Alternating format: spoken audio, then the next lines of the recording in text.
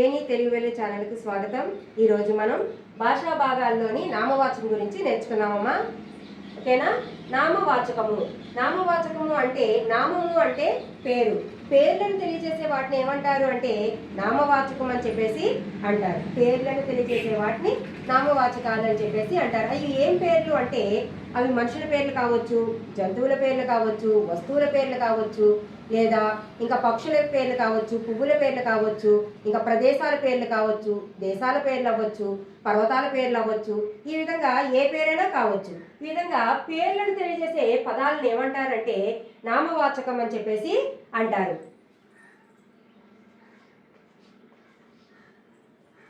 ఏమంటారమ్మా?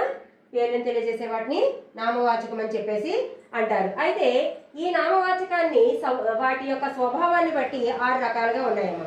ఈ నామవాచకాలు వాటి యొక్క స్వభావాన్ని బట్టి 6 రకాలుగా ఉన్నాయి. అవి ఏంటి అంటే మొదటిది జాతి నామవాచకము. ఏంటమ్మా? జాతి నామవాచకము. జాతి అంటే ఒక జాతి మొత్తాన్ని తెలియజేసే దాన్ని ఏమంటారు అంటే జాతి నామవాచకం అని చెప్పేసి అంటారు. అది మనుషుల యొక్క జాతి అవ్వచ్చు, జంతువుల యొక్క జాతి అవ్వచ్చు, లేదా దేశాలు మొత్తం కలిపి అన్ని దేశాల గురించి చెప్పొచ్చు, లేదా నదుల గురించి చెప్పొచ్చు, పక్షుల యొక్క జాతి గురించి చెప్పొచ్చు. ఈ విధంగా ఆ జాతి మొత్తాన్ని గురించి తెలియజేసే దాన్ని ఏమంటారు అంటే జాతి నామవాచకం అని చెప్పేసి అంటారు. ఏ విధంగా అంటే చూడండి, మనుషు జాతికి సంబంధించి ఏముంటాయి? రాముడు, రాజు, గీత, సీత, ఇంకా రవి. ఈ విధంగా ఈ పేర్లు మనుషుల యొక్క పేర్లు. ఈ విధంగా మనుషుల యొక్క పేర్లు తెలియజేసేవి ఏంటి? మనుషు జాతికి సంబంధించినవి. ఇవన్నీ ఏంటమ్మా? మనుషు జాతికి సంబంధించినవి. అదేవిధంగా ఆవు, పులి, కుక్క, మేక, ఈ విధంగా జింక, ఇలాంటివన్నీ కూడా జంతు జాతికి సంబంధించిన పేర్లు. జంతువులకు సంబంధించిన పేర్లు కాబట్టి అది జంతు జాతి అన్నట్టుగా చెప్తారు. అదేవిధంగా పక్షి జాతి. పక్షి జాతిలోకి అన్ని రకాల పక్షులు వస్తాయి. ఏ విధంగా అంటే కాకి, పావురం, కోయిల, నెమలి, ఈ విధంగా పక్షులకు సంబంధించిన జాతి. అలాగే నదులు గంగా, యమున, కృష్ణ, గోదావరి, ఈ విధంగా అన్ని రకాల నదులు కలిపి నదులు అంటారు. అదేవిధంగా దేశాలు అమెరికా, ఇంగ్లాండ్, భారతదేశం, ఈ విధంగా దేశాలన్నీ కలిపి ఉంటాయి. అది ఒక జాతి. ఈ విధంగా జాతి నామవాచకం అంటే ఆ జాతి మొత్తాన్ని తెలియజేసే దాన్ని ఏమంటారు అంటే జాతి నామవాచకము అని చెప్పేసి అంటారు. అర్థమైంది కదమ్మా? మనుషు జాతి అవ్వచ్చు, జంతువుల జాతి అవ్వచ్చు, పక్షుల జాతి అవ్వచ్చు, నదులు అవ్వచ్చు, ఇంకా దేశాలు అవ్వచ్చు, పర్వతాలు అవ్వచ్చు. ఈ విధంగా మొత్తాన్ని గురించి తెలియజేసే దాన్ని ఏమంటారంటే జాతి నామవాచకము అని చెప్పేసి అంటారు. రెండవది సంజ్ఞా నామవాచకము. సంజ్ఞా నామవాచకము. సంజ్ఞ అంటే గుర్తు లేదా పేరు. ఒకదానికి మనం పెట్టుకున్న గుర్తుని లేదా పేరుని ఏమంటారంటే సంజ్ఞ అంటారు. అయితే ఈ సంజ్ఞా నామవాచకంలోకి ఏమొస్తాయి అంటే మన జాతి నామవాచకం ఏం చెప్పుకున్నాం? జాతి మొత్తాన్ని గురించి చెప్పుకున్నాం కదా. ఆ విధంగా ఈ సంజ్ఞా నామవాచకం అంటే ఆ జాతిలోని పేర్లు, ఆ పేర్లను తెలియజేస్తుంది అన్నమాట. ఏ విధంగా అంటే మనుషుల యొక్క పేర్లను కానీ, జంతువుల యొక్క పేర్లను కానీ, లేదా వస్తువుల యొక్క పేర్లు కానీ, ప్రదేశాల యొక్క పేర్లు కానీ, ఇంకా పళ్ళ యొక్క పేర్లు కానీ, ఈ విధంగా పేర్లను తెలియజేస్తుంది అన్నమాట. సంజ్ఞా నామవాచకం అంటే వాటి యొక్క పేర్లను తెలియజేస్తుంది. ఆ పేర్లను తెలియజేసే వాటిని ఏమంటారంటే సంజ్ఞా నామవాచకం అని చెప్పేసి అంటారు. అవి ఏ పేరైనా కావచ్చు. మనుషుల పేర్లు కావచ్చు, జంతువుల పేర్లు కావచ్చు, వస్తువుల యొక్క పేర్లు కావచ్చు, ప్రదేశాల యొక్క పేర్లు కావచ్చు. ఈ విధంగా పేర్లు తెలియజేసే దాన్ని ఏమంటారంటమ్మా సంజ్ఞా నామవాచకము అంటారు అనమాట. ఉదాహరణ రాముడు. రాముడు అనేది మనిషి జాతికి సంబంధించిన పేరు. జింక అనేది జంతు జాతికి సంబంధించింది. ఏలూరు ఒక ప్రదేశానికి సంబంధించిన పేరు. పుస్తకము ఒక వస్తువుకు సంబంధించిన పేరు. ఈ విధంగా పేర్లను తెలియజేసే దాన్ని ఏమంటారు అంటే సంజ్ఞా నామవాచకం అని చెప్పేసి అంటారు. తర్వాత మూడవది సముదాయ నామవాచకము. సముదాయము అంటే ఒక సమూహం లాగా ఉండేది. సముదాయం అంటే ఏంటమ్మా? ఒక సమూహం లాగా, ఒక గుంపు లాగా ఉండేదాని గురించి తెలియజేసేదాన్ని ఏమంటారు అంటే సముదాయ నామవాచకము అని చెప్పేసి అంటారు. ఒక గుంపు, ఒక సమూహము అంటే ఒకరు ఇద్దరు ఉన్నదాన్ని గుంపు అని కానీ సమూహం అని కానీ అనం. చాలా మంది కొంతమంది ఒక దగ్గర చేరిన దాన్ని ఏమంటాము అంటే సమూహము అని చెప్పేసి అంటాము. ఉదాహరణ చూడండి, మంద, సమూహం, సైన్యం, జనం, సేన, ఈ విధంగా ప్రజలు. ఈ విధంగా ఏ విధంగా అంటే గుంపు అంటే ఒకరు ఇద్దరు ఉన్నదాన్ని గుంపు అనం కదా. అదే విధంగా మంద, మంద అంటే ఆవుల మంద అవ్వచ్చు, మేకల మంద అవ్వచ్చు. ఆ మంద అనేసరికి చాలా జంతువులు ఒకే చోట ఉంటాయి, ఆ విధంగా మంద అంటారు. అలాగే సమూహం, సమూహంలో కూడా ఒకరు ఇద్దరు ఉన్నదాన్ని సమూహం అనరు. ఎక్కువ మంది ఒకే చోట ఉన్నదాన్ని ఏమంటారమ్మా? సమూహము అని చెప్పేసి అంటారు. అలాగే సైన్యం, సైన్యం కూడా అంతే.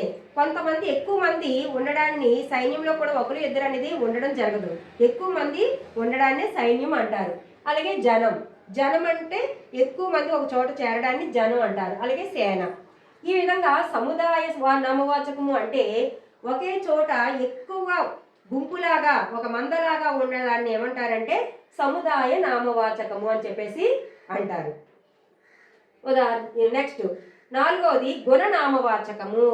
గుణనామవాచకము అంటే గుణాన్ని లేదా స్వభావాన్ని తెలియజేసే పదాలను ఏమంటారు అంటే గుణనామవాచకము అంటారు.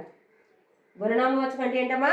గుణాన్ని లేదా వాటి యొక్క స్వభావాన్ని తెలియజేసే దాన్ని గుణనామవాచకము అని చెప్పేసి అంటారు. ఏ విధంగా చూడండి, ఉదాహరణ మంచి, తీపి, పెద్ద, పొట్టి, ఈ విధంగా పొడవు, చేదు, పులుపు, ఈ విధంగా ఉన్నదాన్ని గుణనామవాచకము అంటారు.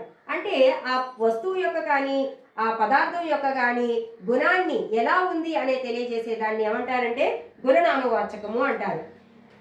రాముడు మంచి బాలుడు. మంచి, ఎలాంటి బాలుడు రాముడు? మంచి. ఆ గుణం తెలియజేస్తుంది, రాముని యొక్క గుణాన్ని తెలియజేస్తుంది మంచివాడు అని. ఆ విధంగా ఇది గుణనామవాచకం అవుతుంది. తీపి, చెరుకు తీపి వస్తువు, తీయనైన పదార్థము. చెరుకు తీయనైన పదార్థము అంటే తీపి అన్నది చెరుకు యొక్క గుణం, ఆ చెరుకు యొక్క గుణం తీపి కాబట్టి ఇక్కడ తీపి అన్నది ఏమవుతుంది? గుణనామవాచకం అనేది అవుతుంది. అలాగే పెద్ద, ఏనుగు పెద్ద జంతువు. ఏనుగు యొక్క ఆకారం ఎలా ఉంటుందమ్మా? చాలా పెద్దగా ఉంటుంది కాబట్టి ఆ పెద్ద అన్నది ఏనుగు యొక్క గుణం కాబట్టి పెద్ద అన్నది ఏమవుతుంది? గుణనామవాచకం అవుతుంది. అలాగే పొట్టి, ఆమె చాలా పొట్టిగా ఉంది. ఆమె ఎలా ఉంది? పొట్టిగా ఉంది కాబట్టి పొట్టి అన్నది గుణనామవాచకంలోకి వస్తుంది. ఈ విధంగా వస్తాయన్నమాట. పులుపు అని, చేదని, ఇంకా ఎరుపు, నలుపు. కాకి నల్లగా ఉంటుంది. కాకి ఎలా ఉంది? నల్లగా. ఆ నల్లగా అన్నది ఏమవుతుంది? కాకి యొక్క గుణం నలుపు కాబట్టి గుణనామవాచకంలోకి వస్తుంది. తర్వాత ద్రవ్యనామవాచకము. ద్రవ్యము అంటే ధనము లేదా పదార్థము అని అర్థం. ద్రవ్యం అంటే ఏంటమ్మా? ద్రవ్యనామవాచకంలో ద్రవ్యము అంటే ధనము లేదా పదార్థము అని చెప్పేసి అర్థం. అయితే ద్రవ్య సంబంధ పదాలన్నీ కూడా ద్రవ్యనామవాచకంలోకి వస్తాయి. అవి ఏంటి అంటే ఉదాహరణ బంగారం, ఇనుము, గాలి, నీరు, ఇలాంటివన్నీ కూడా ద్రవ్య సంబంధమైన పదాలు. ఈ పదాలు ఏంటమ్మా? ద్రవ్య సంబంధమైన పదాలు కాబట్టి ఇవి ద్రవ్యనామవాచకము. ఓకేనమ్మా. తర్వాత క్రియానామవాచకము. 6వది ఏంటి? క్రియానామవాచకము. క్రియ నుండి పుట్టేదే క్రియానామవాచకము. మనం నేర్చుకున్నాం ఆల్రెడీ భాషా భాగాల్లో క్రియ గురించి. క్రియ అంటే ఏం చెప్పుకున్నాము? క్రియ అంటే పనిని తెలియజేసేది. మనం చేసే ఏ కార్యమైనా, ఏదైనా, ఏ పని అయినా సరే అదేమవుతుంది? క్రియలోకి వస్తుంది. అలాగే సీత నాట్యం చేస్తుంది. ఏం చేస్తుంది? నాట్యం. అక్కడ నాట్యం చేస్తున్నది అన్నది ఏమవుతుంది? క్రియాపదం. చేస్తున్నది అనేది ఏమవుతుందమ్మా? క్రియాపదంలోకి వస్తుంది. అలాగే ఉదాహరణ వంట, ఆట, పాట, రాత, ఈ విధంగా ఇవన్నీ కూడా మనకి క్రియానామవాచకంలోకి వస్తాయి. ఓకేనమ్మా. ఇప్పుడు మనం నామవాచకాలు ఎన్ని రకాలుగా చెప్పుకున్నాము? 6 రకాలు. నామవాచకాలు ఏనమ్మా? 6 రకాలు. జాతి నామవాచకం అంటే జాతి మొత్తాన్ని తెలియజేసేదాన్ని జాతి నామవాచకం అంటాము. సంజ్ఞానామవాచకం పేర్లను తెలియజేసే వాటిని సంజ్ఞానామవాచకం అంటాము. సముదాయ నామవాచకం అంటే ఒక గుంపుని, ఒక సమూహాన్ని తెలియజేసేదాన్ని సముదాయ నామవాచకం అని చెప్పేసి అంటాము. అలాగే గుణనామవాచకం అంటే గుణాన్ని లేదా స్వభావాన్ని తెలియజేసే వాటిని గుణనామవాచకం అని చెప్పేసి అంటాము. అలాగే ద్రవ్య సంబంధ పదాలను తెలియజేసేదాన్ని ద్రవ్యనామవాచకము అంటాము. అదేవిధంగా క్రియానామవాచకం పనిని తెలియజేసే పదాలను క్రియానామవాచకం అని చెప్పేసి అంటాము. ఓకేనమ్మా. ఇది భాషా భాగాల్లోని నామవాచకం గురించి ఈరోజు మనం క్లాస్లో నేర్చుకున్నాము. మీకు ఈ వీడియో నచ్చినట్లయితే లైక్ చేయండి, షేర్ చేయండి, అలాగే సబ్స్క్రైబ్ చేయండి. మరిన్ని వీడియోల కోసం బెల్ సింబల్ని యాక్టివేట్ చేసుకోండి.